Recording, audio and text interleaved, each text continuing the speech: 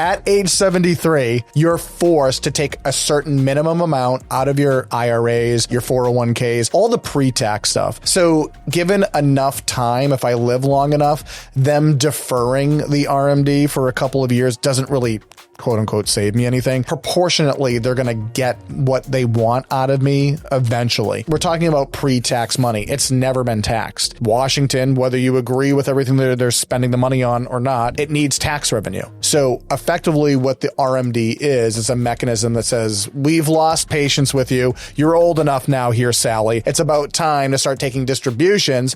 Not because you necessarily need them, but because we, the IRS, we want to start taxing them. Welcome to Saturday State of Mind. Today, we're going over the 4 tax mistakes that blindside retirees. I'm joined here by, as always, by my best friend and wife and partner in crime, Jessica Panico. Hey, Jess. Hey, Mike, how are you? I'm Mike Panico. It's Saturday State of Mind.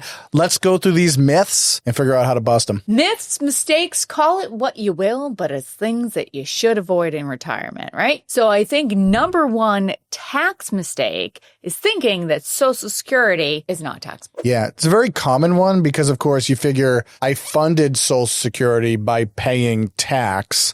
So why would they tax me a second time when they pay me back? Kind of feels like that shouldn't be a thing, but it does feel that way. Yeah. It shouldn't be a thing. Yeah, and unfortunately, it's pretty darn easy. So let's just start in the aggregate. Is Social Security taxable? Yes. It depends. People don't like that answer. But it's true. It might be. It's dependent on a formula. It's called provisional income. So go ahead, look it up. It's a gaggle of laughs trying to figure out whether or not Social Security is taxable. You got to look at 4 different things. You got to look at Social Security itself. You got to look at your AGI. You got to look at tax exempt interest, ordinary income, dividends, capital gains, the whole lot. You sandwich it through a formula. You run it past a couple of thresholds, and what you will discover is one of 3 things: either none of your Social Security is taxed, nice, half of your Social Security is taxed. Not great. Or 85% of your Social Security is taxed. Why don't you just take the whole thing, Mike? That's a great question, and I don't know why. Why 85%? Full Last boat. 15, that's for you. Yeah,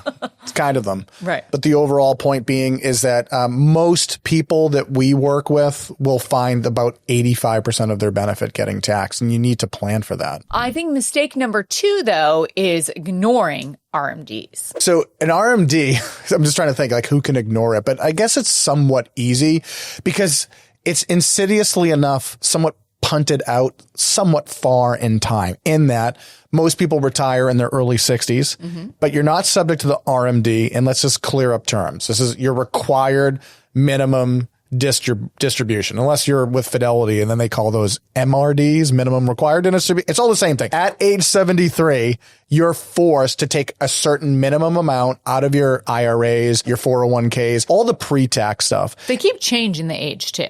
Well, which is another thing I think that tricks people. It used to be 70 and a half. And then after 2019, Secure Act, they start changing it. It became 72, and then it became 73, and it's eventually going to be 75 for people born in certain years. And so, yes, they keep extending it. But the formula that determines how much you have to take out is percentage based. So given enough time, if I live long enough, them deferring the RMD for a couple of years doesn't really quote unquote save me anything. Proportionately, they're going to get what they want out of me eventually. And here's the rub. I mean, I'll give the IRS like at least a little bit of a pass on this. We're talking about pre-tax money. It's never been taxed. Washington, whether you agree with everything that they're spending the money on or not, it needs tax revenue. So effectively what the RMD is a mechanism that says, we've lost patience with you. You're old enough now here, Sally. It's about time to start taking distributions.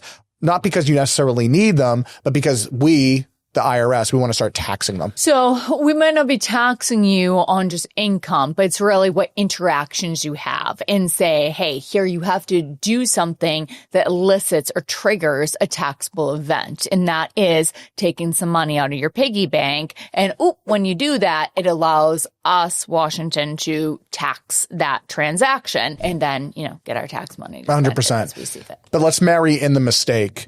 If you have $1 million today and you retire retire at 63 and you've got that invested and it's in a, relatively, I don't know, we'll call it balanced mix of stocks and bonds. Is it reasonable for that $1 million to double over a 10-year period? Because you've got 10 years between 63 and 73 before you have to take that RMD. Yeah, it's reasonable. We're just trying to keep the math easy here, folks, right? So if that million becomes 2 million, you might now have what we call an RMD problem. Remember what I said, Jess? The RMD is percentage based in terms of how much you've got to take out. Right. And your starting RMD is about 4%. So 4% on 2 million is 80 grand. That 80 grand on top of your Social Security, which is taxable, on top of pension if you've got one, other distributions that you're taking, maybe part-time work that you're doing, whatever, that 80,000 could thrust you into a higher tax bracket.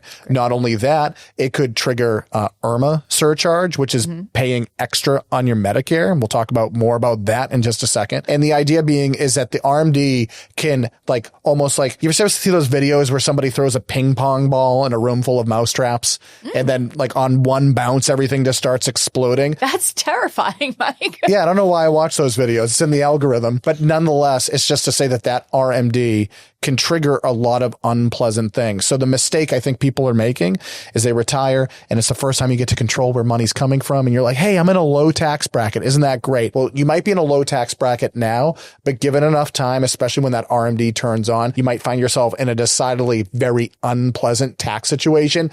And you want to figure that out now so you can plan to avoid it as opposed to getting smacked and you're blindside over it just, 5-10 years into retirement. All right, we're halfway through. We got 2 more tax mistakes that you're going to want to avoid. Let's talk about number 3, and you kind of alluded to it a little bit here. Overlooking Medicare cliffs. Yeah, there's a common theme here that people are like, I didn't know, and then fill in the blank. And this goes all the way around the horn with all sorts of different retirement issues. I didn't know Social Security was taxed. I didn't know you had to pay for Medicare. There's people watching this be like, come on, what people out there don't know that Medicare costs money? Okay, well, try this one on, bucko. Did you know that Medicare, you could be paying a different rate than somebody else depending on your tax situation? Not everybody pays the same rate for Part B, Part D. It is income based. So you got to go check out a table. You can find it for yourself online called IRMAA, IRMAA. It's an acronym, right? IRMAA shows you a table based on whether or not you're single or you're married, how much your Part B and your Part D is going to cost. And so the more and more taxable income I have, the more and more that I have to pay for my Medicare. Here's the trick though, or the problem. When you look at that IRMAA table, what you're generally going to find is that the surcharges don't kick in until your income is relatively substantial. Like I'm talking about hundreds of thousands of dollars. Okay. And the mistake people make is, I don't have a pension that big. I'm retired. Social Security's too small. I'm not some big wig multi-millionaire type. Like I don't have that kind of cash flow. I don't have to worry about paying those surcharges. But all it takes is some kind of activity, whether it's planned or unplanned, where you might temporarily find yourself with more taxable income in a given year. So some classic examples would include, might you downsize in retirement and sell a home and incur all sorts of taxable gains that can actually count against you? You absolutely better believe it. Another classic example is inheritance. What if an aunt, an uncle, a mom, a dad dies? They leave you with a bunch of money. It's a taxable event. And then all of a sudden on your next tax return, you're showing big numbers that, hey, maybe it's just for 1 year. Maybe it's for a year or two. No big deal. But you got to believe the IRS, the Social Security, they're going to spot that and they're going to say, hey, congratulations. You get to now pay more for your Medicare. And you can't say, well, just because my uncle died or something. There's no mercy rule with any of this stuff. If your numbers are over the limit, you will pay more. And when we say more, for some of these surcharge limits, Jess, we're talking about a couple extra hundred every single month. You do the math, it could be thousands more per year. You want to try to avoid this as much as you can. Right. You got to just know the mistakes so you can avoid them, right? And that leads us to mistake number 4, which is waiting too long. If we were to poll people that are listening to us right now and ask them one solitary question, are you an optimist or are you a pessimist? Do you think that taxes are going to go down in this country during the course of your retirement, or do you think that they're going to go up? I promise you, Jess, you poll people who are watching a video about retirement planning. Generally, they're a little bit pessimistic. They think, and with some good reason, the record national debt, all the reckless spending in Washington, they think that taxes are going to go up.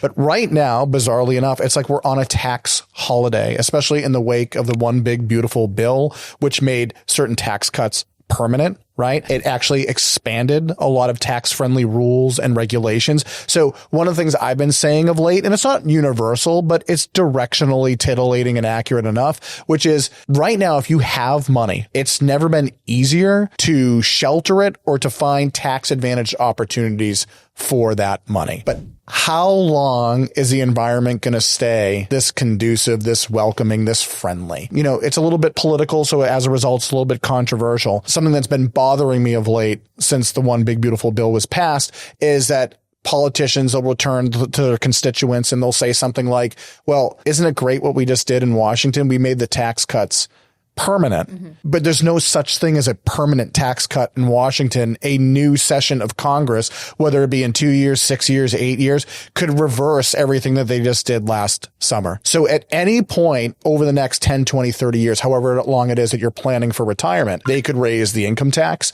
They could change the death tax. They could change capital gains rates. They could change how you're paying for Medicare and a host of different things. So right now the getting is good. And the way I look at it is it's like, your taxes are on sale. So Jess, when you go to the grocery store and your vice product of choice, I don't know if it's Pirate's Booty or Haagen-Dazs or whatever, you know, whatever it might be. If it's on sale, what do? Load up. You back up the cart. You grab an extra cart. Let's put all the Pirate's Booty that we can muster into the cart. Forever. Right? It's no long shelf life. Taxes are on sale right now. I want to pay as much tax as I can. I want to use shelters if I can afford to use them. That means funding certain things. It means making Roth conversions, because sooner or later, if they change the rules, it's going to act against me. Plus, if they change the rules, it's too late to take advantage of the lower rates of tax that we have now. So my message to everybody is that there's no Al Capone stuff going on here, nor is it something that I would ever suggest. You know, you can't hide all your money in the Cayman Islands or Swiss bank accounts. That stuff just doesn't work anymore, even if you were inclined to pursue it. You're going to pay tax on some of your money, whether it's in brokerage accounts or retirement accounts. There's no getting around it. But the rate of tax that you pay is to some extent up to your discretion. Are you going to pay at today's rates by taking advantage of certain shelters and programs and opportunities? Or are you going to wait until things change? And if they do change, they might not change in the direction that's in your favor. So, you know, fortune favors the bold. Take action. Have a plan. You know, they say there's only two things that are certain in life, Mike. Death and taxes. That's right. Hey, if this episode was helpful, hit the subscribe button and tune in to watch How to Save on Taxes in Retirement. We'll see you next time.